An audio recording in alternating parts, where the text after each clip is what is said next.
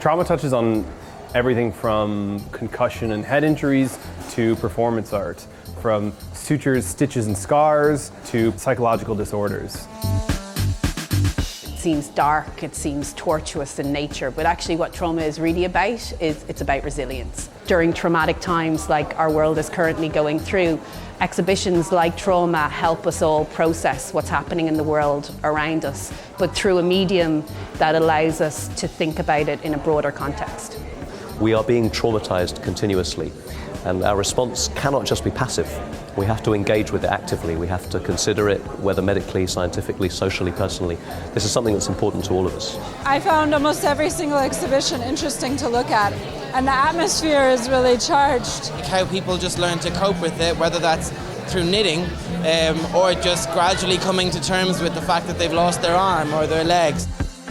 I think a lot of people feel that if they tell the story of their scar, it sort of unburdens that scar from them. You can draw your scars so they can be emotional or they can be real or whatever you feel your scars are. You can get a feel for everyone else who's here.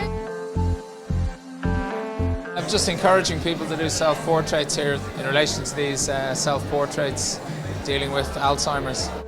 The accepted theoretical model of tinnitus today is the brain attempting to reach damaged hair cells. You're hearing the noise of the brain failing to reach an input.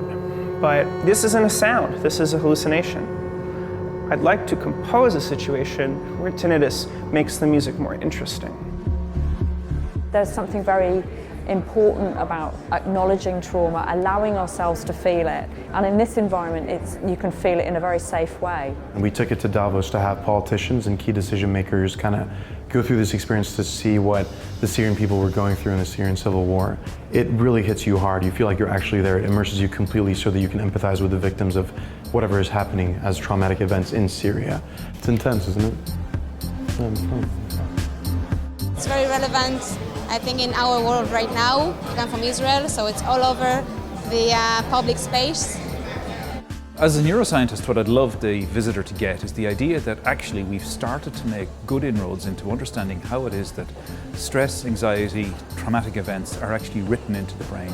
So this piece is called Brain Under Stress, and it's actually an experiment that we're going to carry out for the entire length of the exhibition to see the effect of physiological stress on a particular type of brain function, that is, learning and memory. Trauma is not a thing that's defined by that momentary cut of the knife. It's defined by how that impacts in the future. You can talk about trauma in terms of the physical and the psychological, but really when you start to explore the exhibition, you see that it's completely intermingled and that actually it's very hard to draw a distinction between the both, because what at once can seem physical can have huge psychological impacts as well. I think it's a very intelligent dialogue being formed in a gallery like this, which is trying to confront things which are taboos and hopefully get over the shock to the point where we become curious about what these things represent. The mechanisms by which we survive, the things that allow us to be whole and strong after these traumatic events, are the subject of study for culture and for science. It's about humans' abilities to recover, it's about how we heal, and at a fundamental level it's about this concept that we're built to break.